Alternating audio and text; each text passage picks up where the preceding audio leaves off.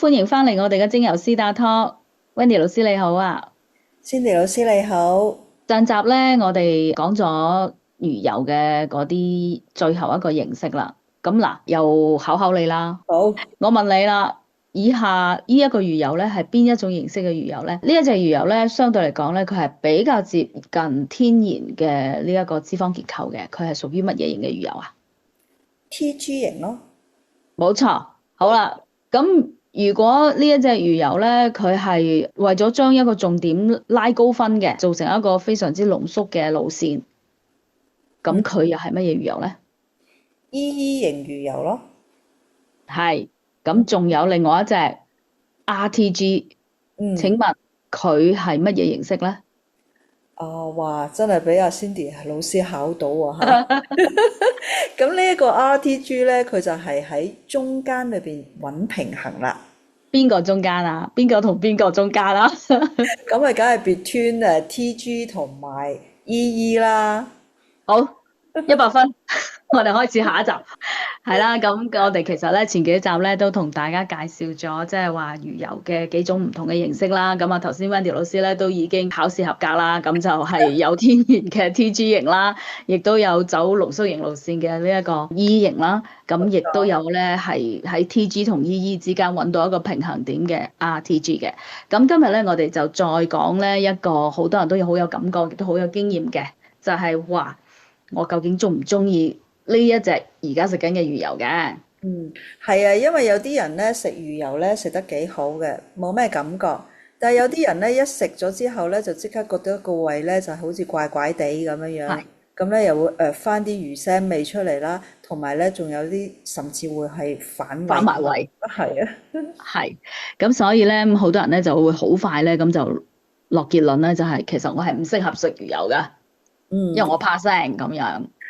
但係其實好多時候咧，更加準確嘅講法咧，應該係唔係你唔適合呢一隻魚油，而係咧某一種魚油、某一種形式或者某一種食法唔適合你嘅啫。嗯，係啊，我覺得咧呢個問題其實都好 common 啦，嗬。咁嗯。好多人第一時間咧聽魚油咧都有反應就係話 EPA 同 DHA 究竟係幾多，或者同時間咧佢哋亦都會第一時間問究竟呢一隻魚油食咗我會唔會反胃先？好多人咧會一覺得有反胃啊，或者係啲魚腥味出嚟啊，就會直接將啲魚油打入冷宮噶。咁但嗯。係其實咧，魚油食咗會唔會反胃啊，或者係個胃有唔舒服啊？其實背後咧係有好多原因嘅。係，即係唔係單一嘅答案啦。嗯。咁如果今日咧你要講，咁你會點樣拆解呢一個問題咧？首先會講得比較現實一啲咧，就係唔同形式嘅魚油咧，身體面對佢嘅感覺咧，本來就係唔一樣嘅。比如咧，我哋嗯，之前有提到嘅 EE 型魚油嘅結構咧，咁對你嘅身體嚟講咧係冇咁熟悉啦，亦都冇咁係，自然。咁佢嗯，喺胃裏邊停留嘅時候咧，你就會更加容易覺得係有 feel 有感覺啦。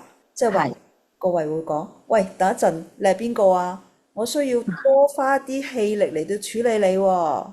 咁嗯，魚油咧，一旦俾身體覺得需要花多一啲氣力去處理嘅時候咧，我哋最先感覺嘅地方咧，通常唔係我哋嘅大腦啦，亦都唔係我哋嘅血管，而係我哋嘅胃啊。冇錯。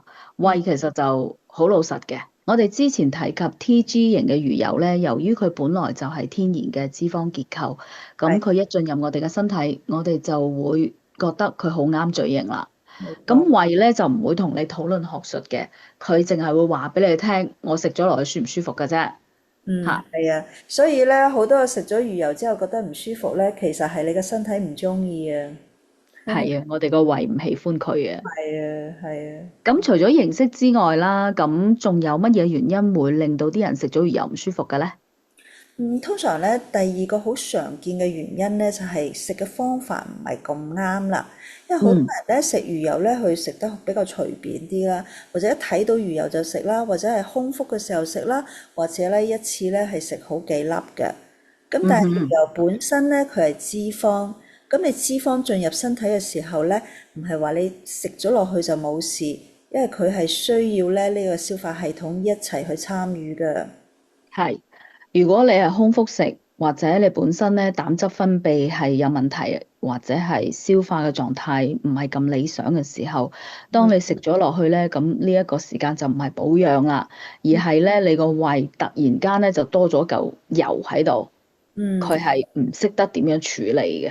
係啊，所以咧有一啲人食完魚油之後咧唔係咁舒服啊。嗯，唔舒服咁，所以就唔想繼續咯，係咪？係啊，係啊。咁好啦，講到呢度咧，咁我哋講唔講埋呢一個魚腥味咧？吓？點解唔講啊？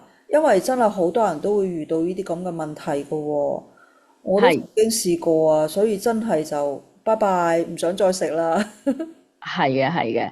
其實咧，如果講起上嚟咧，魚油本身咧嗰個品質啦，佢保存嘅嗰個狀態，佢個穩定性，嗯。都好可能係會令到咧呢一支魚油咧，你食咗起身咧會翻嗰啲魚腥味出嚟嘅。哦，係啊。係啊，點解？因為咧，其實咧，魚油進入咗我哋嘅胃裡面咧，有好多時候咧，如果呢一隻魚油咧係我哋之前講嘅 TG 型嘅魚油嘅話咧，咁佢就係屬於一個天然嘅油脂啦，即係我哋嘅甘油金油三。三酯型。係。冇錯，咁呢一種咧，我哋嘅身體幾百萬年嚟，我哋都係咁樣去消化呢一啲油脂噶啦，所以咧佢一入嚟咧，我哋就即刻處理到啦，即係好似你睇急診啊，即刻有得睇噶啦。咁但係咧，如果你係用依型嘅魚油嘅話咧，由於咧佢係走高濃度啊嘛，佢係。係需要高濃縮噶嘛，呢個係咁所合成。以咧佢係轉換咗一個狀態。啊！哦。佢轉換咗一個狀態，咁所以喺我哋個身體咧，對呢一個依型嘅魚油咧，我哋就唔能夠直接將佢消化啦，或者唔能夠直接將佢處理，我哋係要通過好幾個步驟，甚至更多嘅步驟，即係要睇下你身體本身嗱，第一我哋頭先講過嘅嗰一啲膽汁嘅分泌啊，你個消化系統個狀態啊，嗯。佢都會影響到喺佢呢一個轉換嘅過程。咁如果佢呢個轉換嘅過程裡面係佢哋本身個製作工藝啊，或者佢哋本身呢啲魚油嘅嗰個濃縮嘅情況唔係咁穩定嘅時間咧，咁就好容易咧喺呢個轉換嘅過程裏邊，即係甚至喺我哋個胃嘅裡面嘅時間咧，咁佢都會係由於佢氧化，咁好可能佢就會翻嗰陣魚腥味出嚟。哦，即係喺個胃裏邊都會有呢一個氧化嘅呢個可能性。冇錯，就係因為咧，佢嗰個本身係個形態咯，即係呢一個魚油嘅形態咯，是否穩定啦，呢啲各個方面，同埋咧有好多 E 型嘅魚油咧，佢哋係會加入維他命 E 去幫助佢穩定性嘅。所以如果你打開個蘋果嘅時候，其實如果你已經聞到嗰樽魚油係腥嘅，係。咁基本上你都可以肯定咧，呢一樽魚油亦已然氧化了。哦，即係就唔好再食啦。咁就當然啦，氧化咗嘅嘢，即係你食咗落去，即係已經唔係嗰樣嘢嚟嘅，咁你何必對你嘅身體再即係二次傷害啦，係嘛？咁所以即係話，我哋如果打開蘋果已經聞到係魚腥味好重嘅，咁即係其實嗰瓶魚油咧，就算佢個過期日子未過期都好啦，嗯。嗯。即係本人建議都係嗯。唔好用啦，唔好因為揾自己個身體較飛啦。係啊，身體健康最緊要啊，係啊，係啊。係啊，咁所以咧，對於魚油係咪會翻啲腥味出嚟咧？其實就絕對唔係一個小嘅問題啦。嗯。好明顯講咧，就係話究竟你個身體係咪食緊一啲氧化咗，或者係過期嘅，或者係有問題嘅，即係話佢個製作工藝唔係咁好嘅呢一啲魚油啦。嗯，好。哇，今日又學到好多嘢。咁其實咧，我又真係想問下咧，如果係有人佢哋一食咗魚油又翻啲魚腥味出嚟嘅時候，係咪代表嗰隻魚油已經係壞咗啊，或者已經氧化咗咧？咁不如我哋呢個問題留翻下一集，我哋再同大家好啊，好啊。討論啦，好啊，好，當然好啦。咁我哋下一集咧，其實咧都可以再細細咁樣講一講呢一個問題，同埋咧，我哋下一集咧都會講一啲咧，例如係有啲乜嘢人群咧，佢哋係唔合適食魚油，或者佢哋如果食魚油嘅時候咧，要更加注意嘅。好啊，咁不如我哋下集見啦，下集再見。拜拜。